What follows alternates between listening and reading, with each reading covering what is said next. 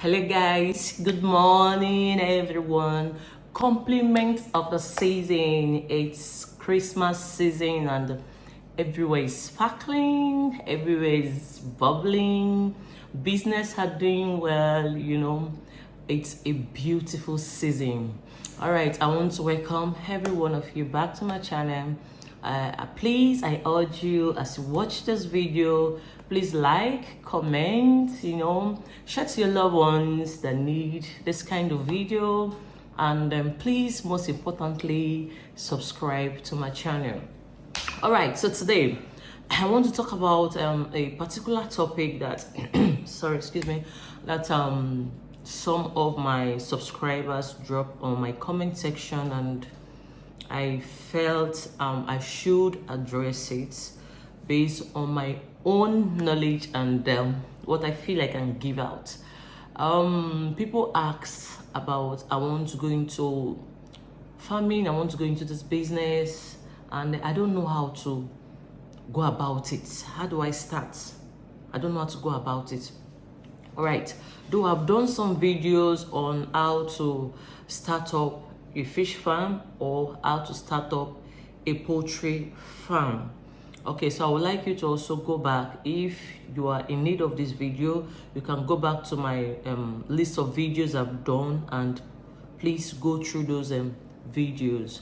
But right now, what I want to talk about is the how do I start? The things that you need to know, the necessary things that need to be in place for you before you start up. So that's what I want to talk about. All right, before you go into any business, number one thing first is to have the passion for that business. Yes, passion is a major drive in any business or anything you want to venture into. Even if you want to enter into the university and you don't have a passion or you don't love the kind of course you want to study in the university, you find out that it affects you so much because you will lose concentration and you will not be happy doing what you're doing. So the first thing to consider in choosing the kind of business you want to do is to have passion for that kind of business. It's the number one thing. It's a drive that keeps you even when the business is not going well, even when you have challenges in that business. It's what keeps you, it's what makes you pick up yourself and start all over again. Passion is a major drive. So, do I have passion for this business? For example, let me use fish farming or poultry farming, which I'm into. I'm also into dropshipping business. I've done a video on that. Yes, I love these things. It's possible to love more than one. Very possible. Yes. And I said when I did my dropshipping business, I do this from the comfort of my home. I just make money from the comfort of my home without going anywhere. I've been doing it for years. Without going anywhere, I've been doing that business. I love doing it. And probably, who knows, God knows, maybe in future, I would like to own a very big boutique, because I've learned about the business. Okay, so that is it. So what I'm trying to say is that passion is very important in doing in doing any kind of business you want to do. I studied aquaculture in school. That is what I did. Though it wasn't what I wanted to do in the first place. It wasn't my course, the course I really wanted to study, but you know everything. That's a long story. So, but this is what I did in school, fisheries and aquaculture. And along the line, I got to find out that I have interest in this business, in this line, this field. I love it. I got to love everything I'm doing in it. I got passion for it, and I came out very well at the end of the whole thing. So it can also happen that you find yourself doing what you don't want to do. Then along the line, you begin to love doing it. So the first thing is passion. It's a major drive in any business. Number two is business plan. Have a business plan. How do I want to run this business? Where do I want to set up this business? If I want to set up this business in this location, is it advisable? Will it go well? For example, opening a big supermarket in a place that is really not a residential area It's really not advisable, because if you're in a place where they have lots of shops, mechanic shops and the rest, towards evening time, you find out that people lock up their shop and go to their house. And so you find out that most supermarkets, most provision shops are usually in areas where you have people living around. Are you seeing the location, your business plan, your strategies? So these are the things that you need to put in place. Like if you want to go into fish farming or poultry farming, it's advisable that your farm should be close to the market. If not too close, but at least it should be close to the market. There should be the road should be accessible. Because if your road is not accessible, during raining season, it becomes a problem. Customer will not want to come to the farm. So I'm going to major this my topic on fish farming and poultry farming, because this is what I'm into, and this is the question that people ask me, that they want to go into fish farming and poultry farming, but they don't know how to go about it. So I'm going to major my talk today on these two businesses. So your business plan should be, where do I locate my farm? I've listened and I've heard of people who locate their farm down inside the bush, and at the end of it, some of them come back the next day, and the old fishes in the pond is gone. They've harvested it, they've stolen it. I have experience of somebody that came back. She was telling me she came back to her farm the next day. The farm is situated in a thick bush area. She came back and they pour excreta inside a pond, and the old fish was dead. There's a way your farm will be situated. People will not want to come and live there. Even security guide, it will be difficult for a security guide to live there. So this is one major aspect you should consider. Where is my farm going to be located? Where should I locate my farm? Please, I know land is very expensive, and some people also rent ponds. Yes, there's places that they rent pond, and you can do your business there, and probably you pay the person per month or yearly, depend on how your agreement with the person. But if you want to get a land of your own, I know land is expensive, but please, it shouldn't be somewhere that is down inside the bush. It's going to affect your business. Because in fish farming and in poultry farming, you need electricity. It's important. Even if it's not constant 24/7, at least, even if it comes like 3 times in a week, 4 times in a week, that will save you some costs on electricity. So you can see, if your farm is located inside the bush, there is no way you can get electricity there. Accessibility is another point. Will my buyers, people that want to buy, will they be able to access my farm easily? You get? Will they be able to access my farm easily? Is the road accessible? Or is it like when there's rainy season, customers cannot come to my farm to buy? Because they use vehicles to transport these things. Okay, if you say, okay, you want to locate your farm in a place that is far from the market, you now consider logistics to transport your goods down to your customers. And that is another extra cost for you. So these are the things that you need to put in place, that you need to consider. Okay, if you say you want to set it up in your compound, do you live alone? Are there other tenants that live there? How will you cope with the smell? Okay, another important aspect is, where do I channel my water? If I'm draining the pond, where will I channel it to? So these are some of the things that you need to look into. If you get these things right, costs will be reduced. Like in my farm, the drainage, the outlets, the drainage is actually channeled to the gutter. There's a gutter that passes through the front of my property. So we channel the drainage, the outlets and whatever, down to the gutter. And so when we are changing our water, the water just goes straight to the gutter and down to wherever it's going to. And every month, every 3 months or so, they call for sanitation. The people that lives around, they call for sanitation, and my boys will go for sanitation, and there's peace. So these things are very, very important. They are very important. Same thing applies to your poultry. If I want to clean up my poultry farm, where will I stock the dungs? How do I do it? Actually, you can sell those dungs, and I did a video on it. You can sell them, but you should plan on how to do these things. So these things are very, very important. Your location, accessibility to a road network, and how your customer will get to your farms. These things are very, very important. So when you consider what kind of farming do I want to go into, do I want to go into fish farming? If you want to go into fish farming, there are various kind of fishes that you can that the popular ones that you can go into. But before you consider the kind of farming you want to go into, the kind of fish farming you want to go into, you also have to make your studies to know which kind of fish is more marketable, which kind of fish sells faster.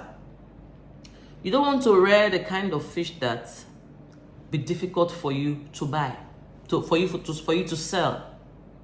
If you go to our market, if you're in Nigeria, you live in Nigeria, or you live in any African country, as far as Nigeria is concerned, as I know, you go to any market, the major fish you will see is catfish. And that is why catfish farming is more popular in this part of the world. Catfish farming is more popular.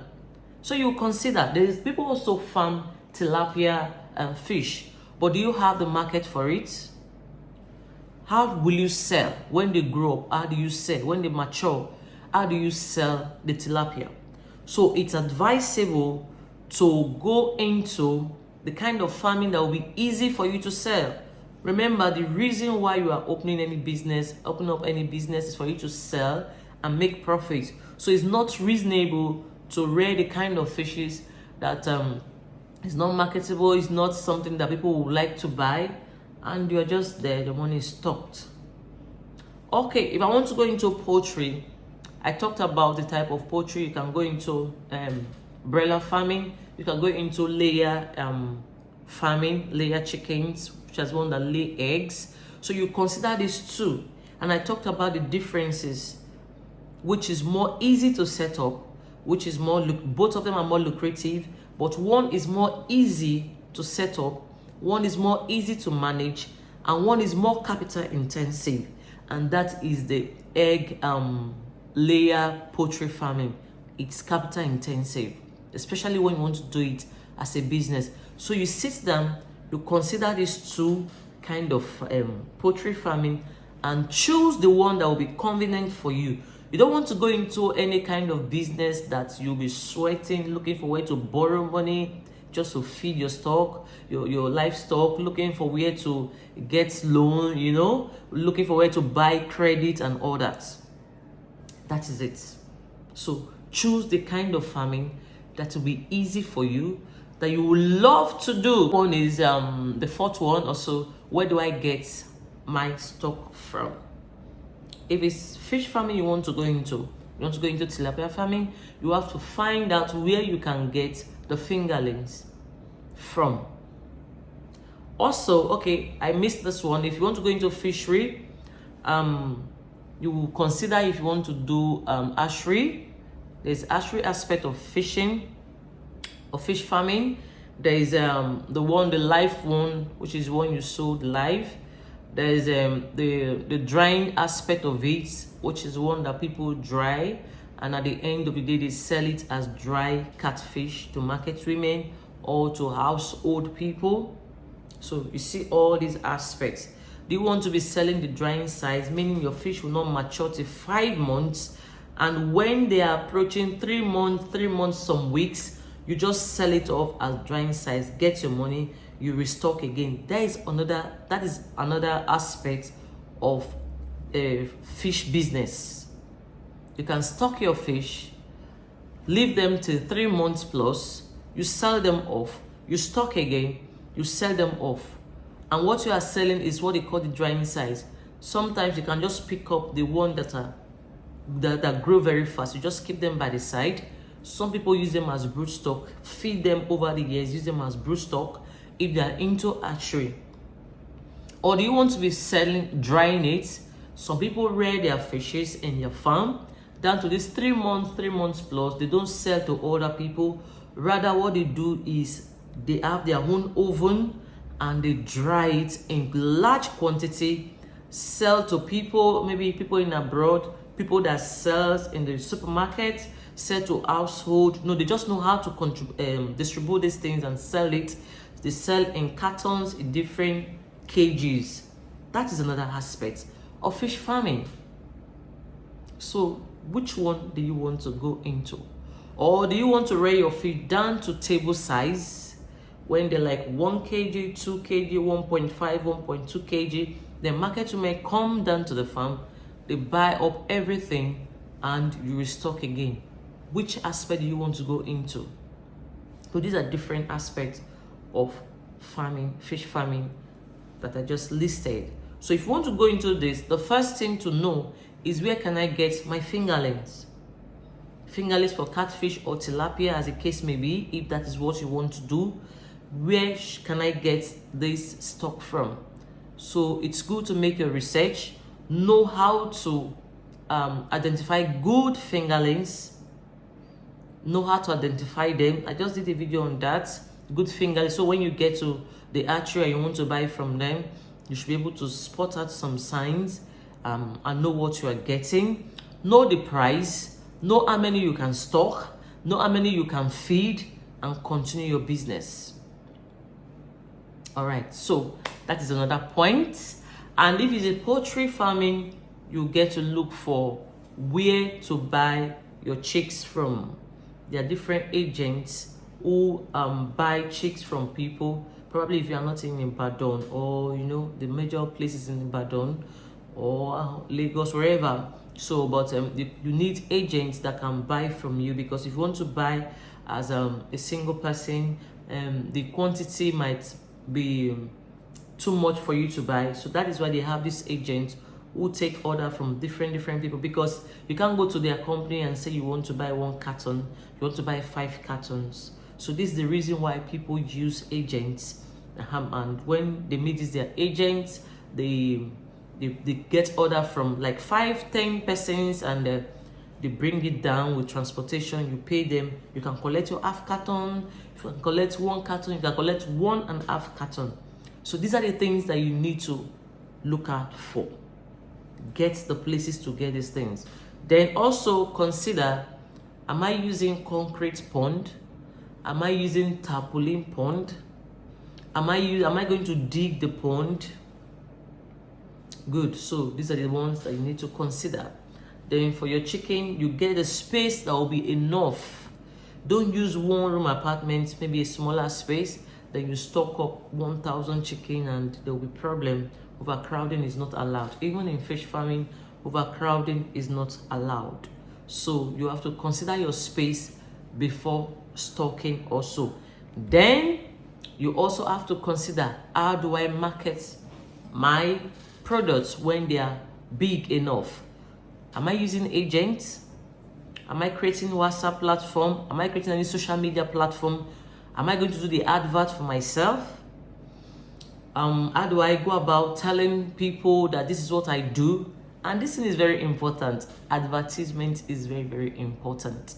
Whatever you are doing, make sure you tell people about it. Don't be shy. You can't be doing business and be shy about it. Wherever you see people, you tell them, this is what I do. I sell fish, I sell chicken.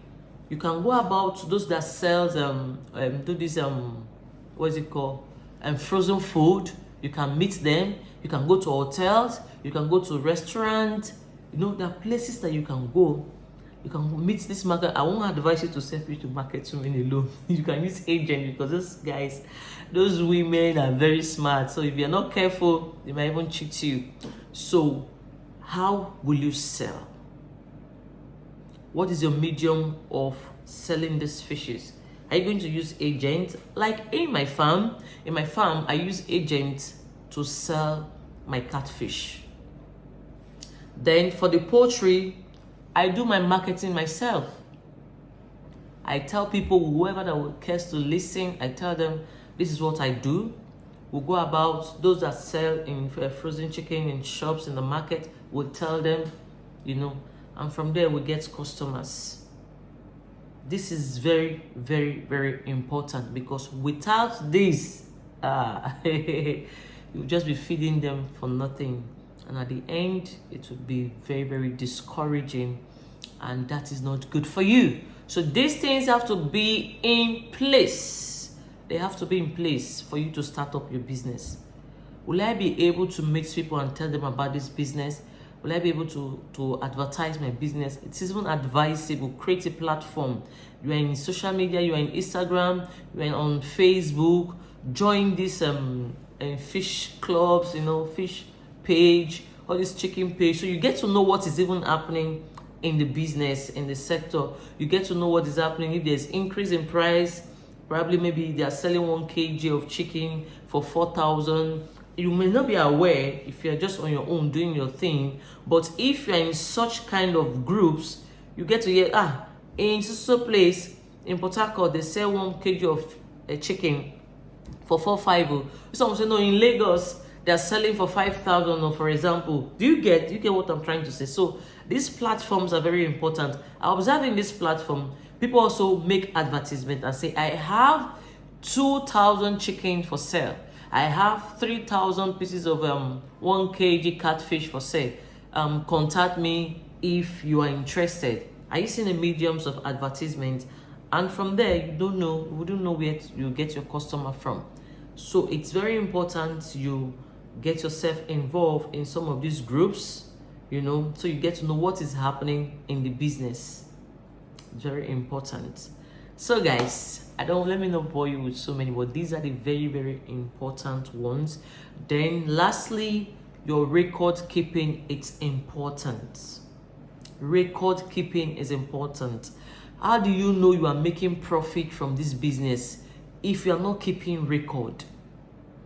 Down from buying your chicks, if you are going into poultry, down from all the drugs they are taking, all the transportations, the money you use for transportation is very important. The sawdust, the kerosene, everything you use for that particular circle should be noted down. At the end, after your sales, you now know what you are having. If you want to have workers, how much you are paying them, all should be noted.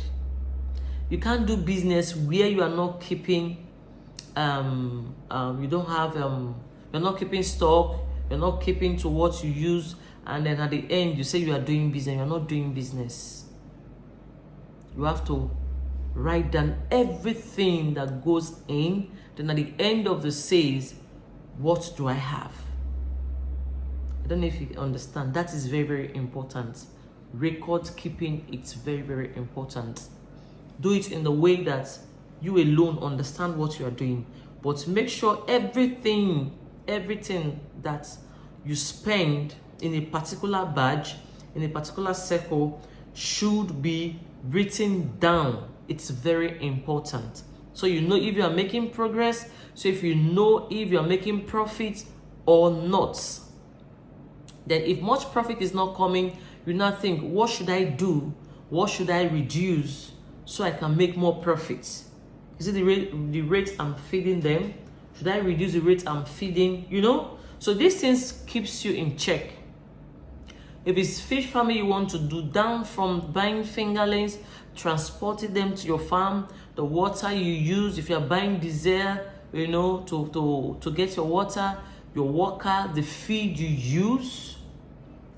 I've done videos on how many bags of feed you can use to feed 500 chicken, 1,000 chicken, 1,000 fish. I've done, and there's so many videos on like that online. So this will also keep you in check. If you're using way more than that, you should know something is wrong. And with this, you'll be able to know if your workers are stealing from you or not. But if you're not keeping record, anything they tell you is what you take. So your business cannot it cannot succeed with that. So guys, this is what I have to say. Please watch this video if you have a plan. We're entering the new year 2025 and many people want to like go into business. If you think you need to get a loan to start up the business, fine. If you've been saving up for some while, for some time ago, before you want to start a business, know what you have. Start. I usually advise people to start from small. Start from small. You know, it's good to learn your business. For example, if I want to go into boutique business, selling of clothes, women, men, children clothes, I have the experience. I've been doing it, you know, just drop shipping for a very long time now. So what I'm trying to say is try start from small. Don't take huge loans and you don't know what you're doing at first. So it's very important to start up from small. Capital is also very important. Make sure you get how will you be able to fund the badge, a particular badge. The money should be kept in place. It's very important. So guys, let me know what you think about this video. Let me also know if I actually addressed this issue very well, and I believe I did. Okay, so these things are very important. Your passion for the business, your business location, the plan for your business, your advertising strategies, know how will you tell people about your business, where to get your stock from. It's also a major point. All the points are listed are major points, because if you get a wrong stock, one, they will not grow. You'll just be feeding them. They will just be there and you are losing money. So these things are very, very important. There are things you need to get in place before starting up any business. So guys, thanks for watching. Thank you for your time. Please subscribe to this video. Thank you. I'm excited. We have 600 subscribers already, so I'm moving to my way to 1,000 subscribers. I'm excited. This is not easy, even though I'm not too consistent, but by the grace of God, I will try and be more consistent. This is holiday period, so I have all the time right now. So thank you. I appreciate you for watching this video. Bye.